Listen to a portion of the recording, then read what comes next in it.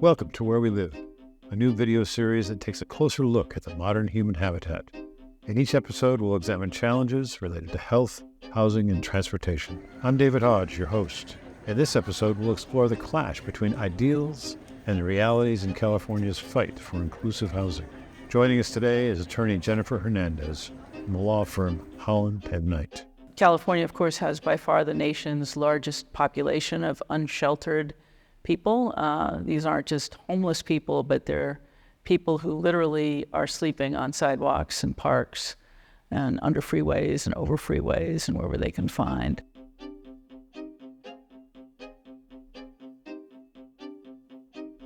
The most notorious of these neighborhoods is Skid Row, where there's about 40,000 unsheltered people living every night.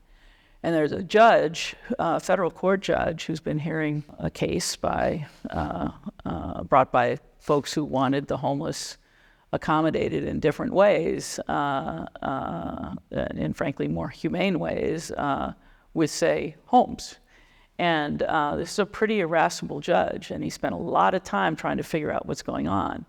And one of the things he wrote in this remarkable 110-page opinion was that even when new housing is built for the homeless, it's low-income housing as opposed to housing for the truly destitute. Low-income in San Francisco is a family of four, $120,000 is low-income. So the housing that is being built, that's affordable housing, typically goes to the higher end of the lower income population, and it is disproportionately being given out to white occupants, even though the majority of the homeless population is non-white. And he made a point, too, of saying that as development continues to expand in downtown LA, the form of housing, typically high density, newer units, is completely unaffordable to anyone who is living in those circumstances.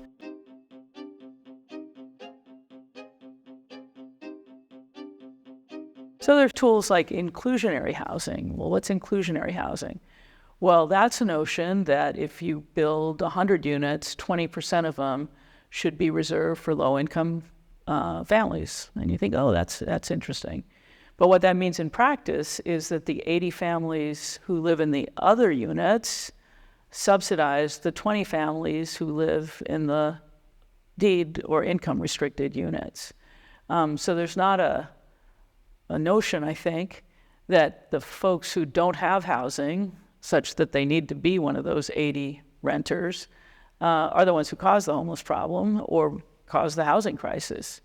But it's another classic example of my generation, the boomers, kind of engineering what sounds like a socially responsible situation in a way that leaves higher income homeowners completely off the hook, because why do I need to rent in some, mid-rise in downtown and have to pay extra every month to subsidize units for lower income families? And the answer to that is simply because they had less political power than those who cooked up that system.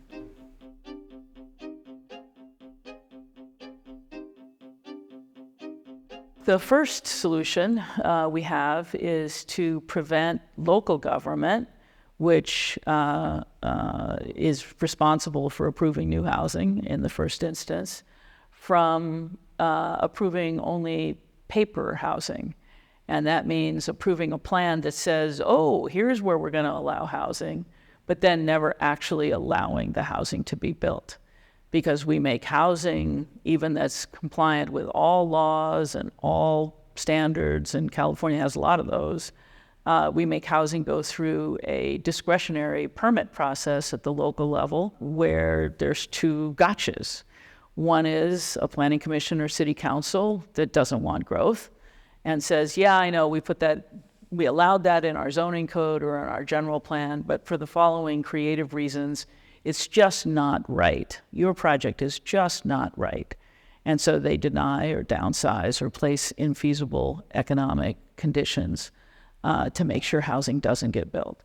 And we fix that in a cumbersome way by creating lawsuit rights and enforcement tools against local government who won't approve the housing they say they're going to allow. So we're not stripping local government of control. We're saying, do your plans, but then you have to allow what you say you're going to allow. And the fact that we even need to do that is kind of crazy, but there you have it.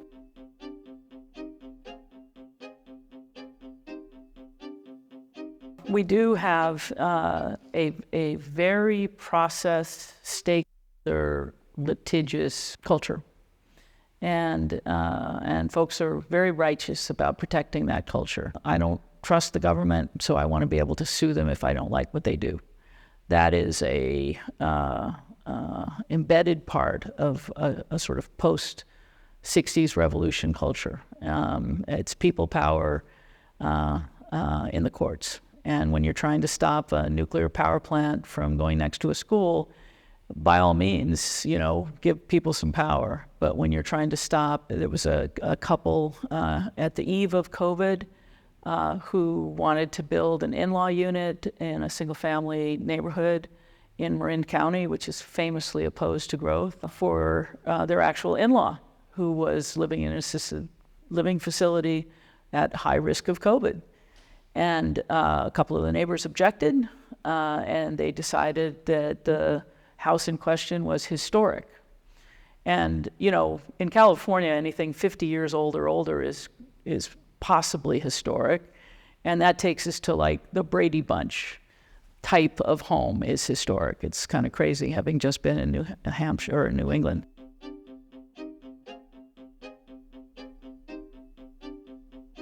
What that resulted in was a lawsuit that had absolutely no chance of going in the direction the neighbors wanted it to go.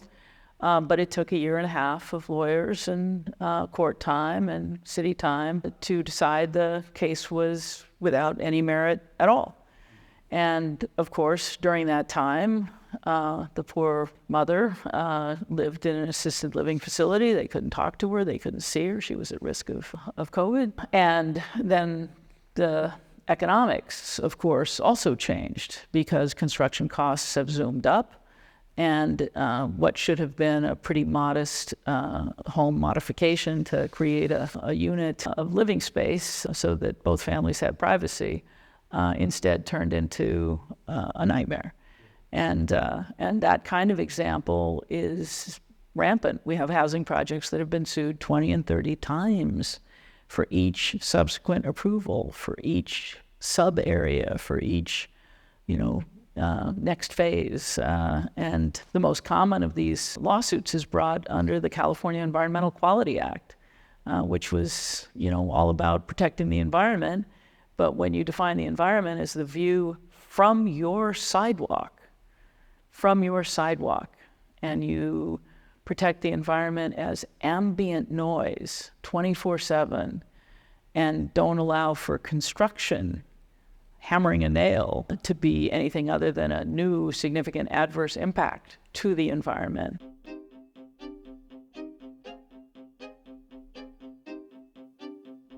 When you take it down to a micro level, you've basically frozen our communities in amber. And those communities and residents that are wealthy enough to use CEQA as a litigation tool, and it's pretty inexpensive to do so, have done so with vigor. Forcing cities to approve housing that they say they allow, we've made great progress.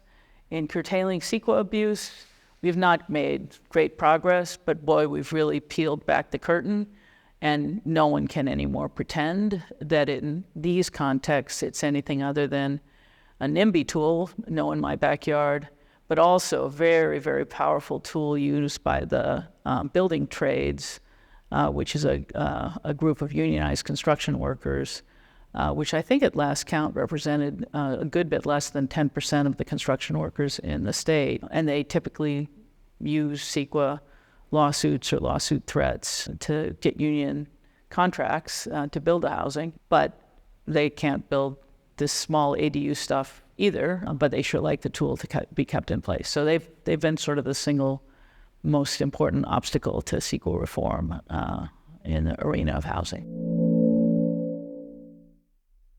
Thanks for tuning in to Where We Live. If you found today's episode informative, please hit the like button and subscribe to our channel for more thought-provoking content.